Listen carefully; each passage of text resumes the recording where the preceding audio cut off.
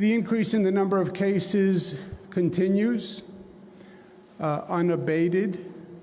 As a matter of fact, the rate of increase has gone up. We have the most sophisticated people you can get doing projections on this. They've been studying projections from China, South Korea, Italy, places all across this country. And what they're now seeing is that the rate of cases, the rate of new infections, is doubling about every 3 days. That is a dramatic increase in the rate of infection. And this whole discussion all along has been how fast does the rate of increase spread? And can we slow the rate of increase? We're not slowing it, and it is accelerating on its own. One of the forecasters said to me, we were looking at a freight train coming across the country. We're now looking at a bullet train because the numbers are going up that quickly. And the most challenging point about the increasing numbers is where the numbers will apex. What is the high point of the numbers? And the apex is the point where we have to be able to manage the capacity. We had projected the apex at about 110,000 hospital beds, and that's the number I've been talking about.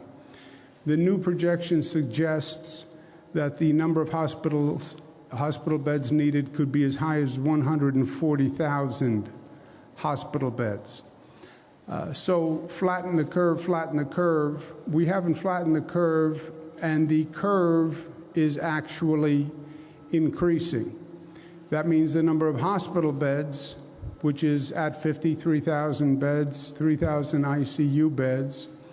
The anticipated need now for the height of the curve is 140,000 hospital beds and approximately 40,000 intensive care unit beds. Those are troubling and astronomical numbers, and as I mentioned, are higher numbers than had been previously projected. We are exercising all options as aggressively as we can. That rate of increase, that apex, they project at this time could be approximately 14 to 21 days away. So not only do we have a spike in the increase, when you spike the increase in cases, it accelerates the apex to a point where it could be as close as 14 to 21 days. We're exercising all options. We're doing everything we can on every level to, quote unquote, slow the spread, flatten the curve. We've closed businesses. We've reduced street density. We had an issue in New York City. I spoke to Mayor de Blasio. I spoke to City Council Speaker Corey Johnson. We'll have a plan that I believe will be in place by noon today. And we have increased testing to the highest level in the United States and the highest per capita level on the globe. No one is testing more than we are testing. So in many ways, we have exhausted every option available to us.